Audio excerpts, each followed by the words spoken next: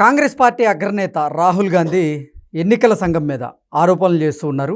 ఆ ఆరోపణల నేపథ్యంలోనే ఇప్పుడు అసలు లోక్సభని రద్దు చేయాలి అనేటువంటి డిమాండ్ని కూడా ఆయన తెర మీదకి తీసుకొచ్చినటువంటి నేపథ్యంలో అసలు లోక్సభ రద్దు అయ్యేటువంటి అవకాశం ఉందా లేదా అనే దాని మీద మనం పూర్తి స్థాయిలో విశ్లేషణ చేసుకుందాం. ప్రస్తుతం మనతో పట్టున్నారు ప్రముఖ రాజకీయ విశ్లేషకులు, ప్రముఖ సీనియర్ జర్నలిస్ట్ సిఎస్ రావు గారు. వారితో మాట్లాడదాం.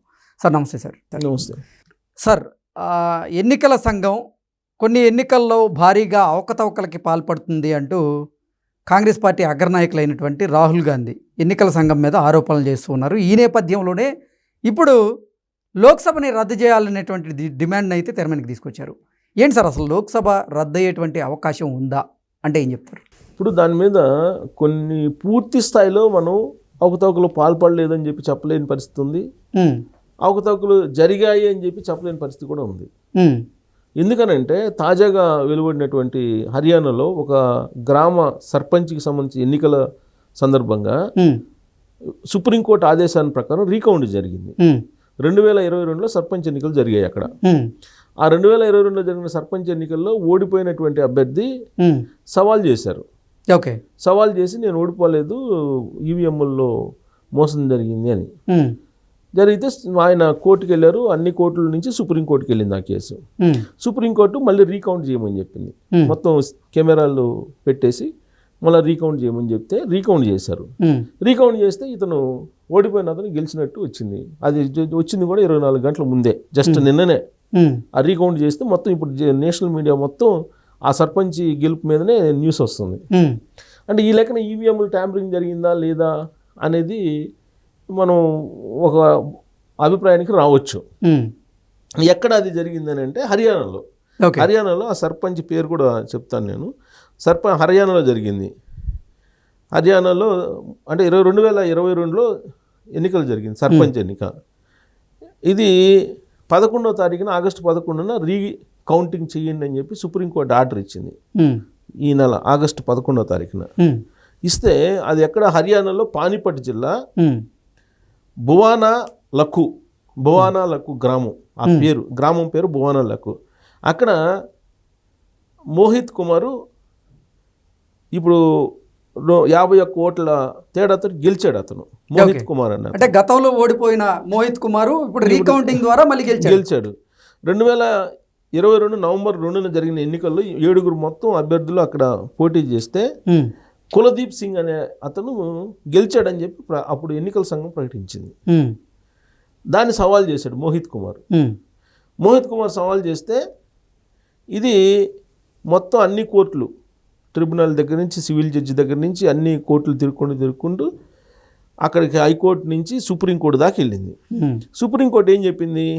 మొత్తం రీకౌంట్ చేయమని చెప్పింది. రీకౌంట్ చేయమని చెబితే ఆ భువానా లఖు అనేటువంటి గ్రామంలో మొత్తం ఇప్పుడు రీకౌంట్ చేస్తే మొత్తం 3767 ఓట్లు పోలయ్యాయి అని చెప్పి. గతంలో పోలైన ఓట్లు ఉంటాయి కదా, అవే వచ్చినాయి పోలైన ఓట్లు 3767 ఓట్లు. వీటిలో 1051 ఓట్లు మోహిత్ కుమార్కి వచ్చినాయి, 1000 ఓట్లు కుల్దీప్ సింగ్కి వచ్చినాయి.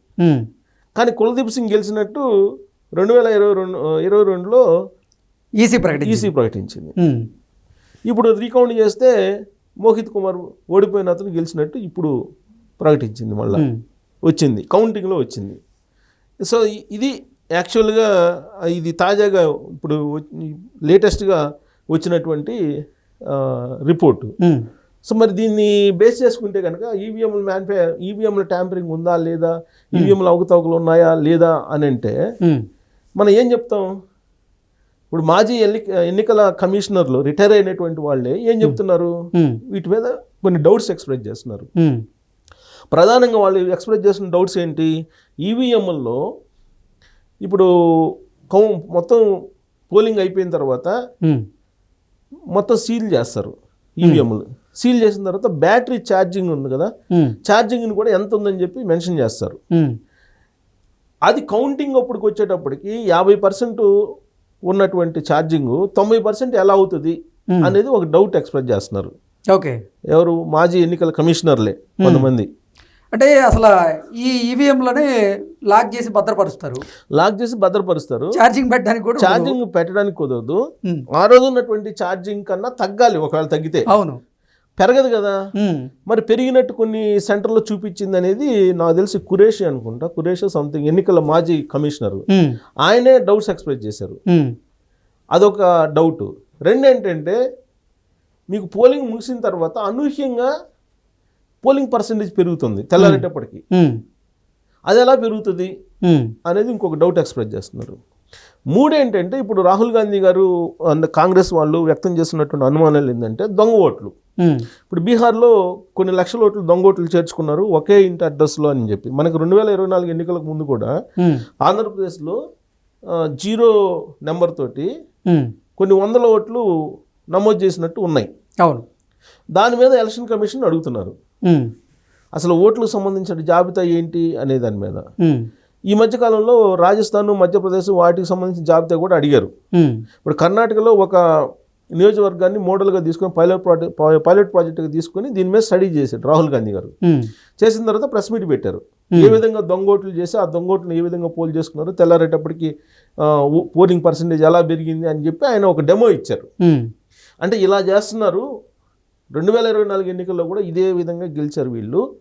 అసలు మొత్తం ఈవీఎంలు మ్యానిపులేట్ చేసి వీళ్ళు గెలుస్తున్నారు బీజేపీ వాళ్ళు అనేటువంటి ప్రచారం ఇప్పుడు రాహుల్ గాంధీ గారు చేస్తున్నారు. దీని మీద ఎలక్షన్ కమిషన్ తప్పుపడుతున్నారు. ఎలక్షన్ కమిషన్ కూడా ఇప్పుడు ఆయన్ని తప్పుపడుతుంది. రాహుల్ గాంధీ నువ్వు నీ దగ్గర ఆధారాలు ఉంటే మాకు ఇవ్వు అని చెప్పి.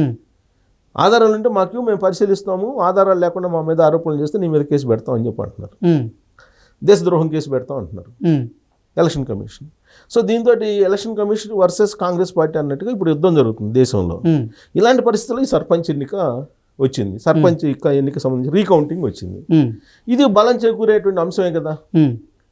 ఇప్పుడు ఆ దొంగ ఓట్లకు సంబంధించినటువంటి వ్యవహారం మొత్తం బీహార్లో బయటకు వచ్చింది. బీహార్లో ఇప్పుడు ఆ దొంగ ఓట్ల దాని మీద మళ్ళీ ఓట్లు చేర్పులు మార్పులు చేస్తున్నారు బీహార్ ఎన్నికల సందర్భంగా.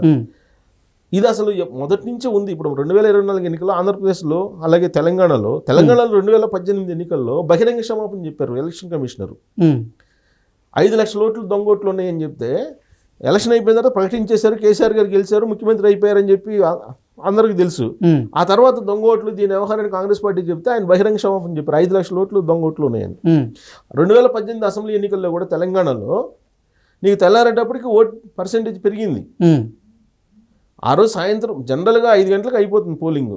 లేదా పోలింగ్ బూతుల దగ్గర ఎవరైనా ఉంటే కనుక 6 గంటల దాకా 7 గంటల దాకా ఉంటారు.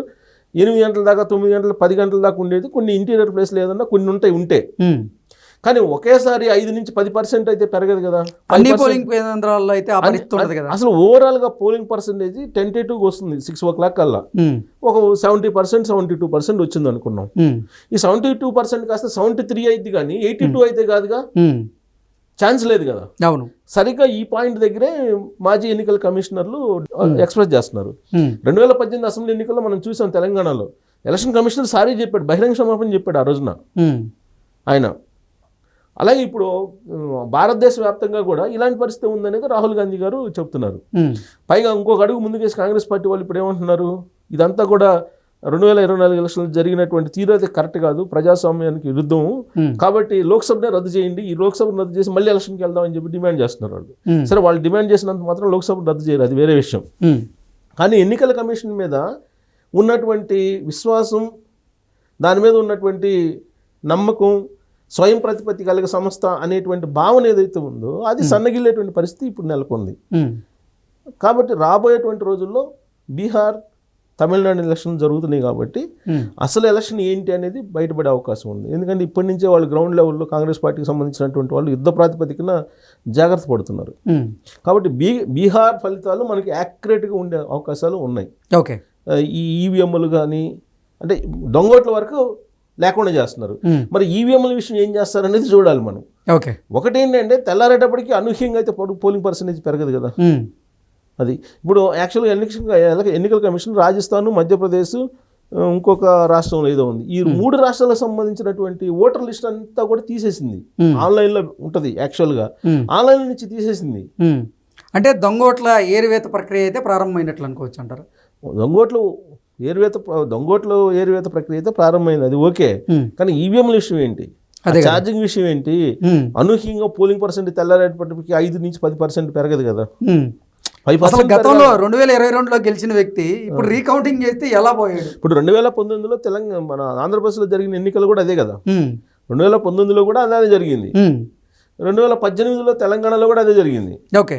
2024కి వచ్చేటప్పుడు కూడా దొంగోట్లతోటి మ్యానిపులేట్ చేయాలని చెప్పేసి అనుకున్నారు. ఉమ్, కానీ తెలుగుదేశం పార్టీ వాళ్ళు దాని మీద పెద్ద స్క్రూటినీ చేసి దాని మీద ఒక అధ్యయనం చేసి శాస్త్రీయంగా దొంగ ఓట్ల మీద ఒక పెద్ద యుద్ధమే చేశారు ఎన్నికల ముందు. ఉమ్, చాలా పెద్ద యుద్ధం చేశారు కదా దొంగ ఓట్ల మీద. దొంగ ఓట్లు కొన్ని లక్షల ఓట్లను తీసేశారు కదా. ఉమ్, అది లేకపోతే కూటమి గెలుపు సాధ్యం అయ్యేది కాదేమో. ఓకే. కాకపోతే ఓవరాల్గా ఎన్నికల ప్రక్రియ మీద అయితే అనుమానాలు ఉన్నాయి. ఉమ్, ఈ అనుమానాలకు తగ్గట్టు ఇప్పుడు హర్యానా పానిపట్ జిల్లాలో హర్యానా రాష్ట్రంలో ఉమ్, ఆ గ్రామంలో బయటపడినటువంటి రీకౌంటింగ్ అనేది ఖచ్చితంగా అనుమానాలు వ్యక్తం చేస్తుంది. అంటే ఇవన్నీ ఒక ఎత్తు అయితే అసలు లోక్సభను రద్దు చేయాలి అవును. అని అంతే కదా. మరి ఇప్పుడు ఇవన్నీ జరిగినప్పుడు అవకతవకలతో జరిగిన లోక్సభ రద్దు చేయండి అని చెప్పి డిమాండ్ చేస్తారు. ఉమ్, డిమాండ్ చేయడంలో తప్పలేదుగా. ఓకే. వాళ్ళు చేసినంత మాత్రం రద్దు అయితే కాదు. ఓకే. డిమాండ్ చేయటం అంటే ఈ అభిప్రాయాన్ని సీరియస్గా తీసుకెళ్ళటం, సీరియస్గా తీసుకెళ్ళింది. Okay sir, thank you so much. Thank you.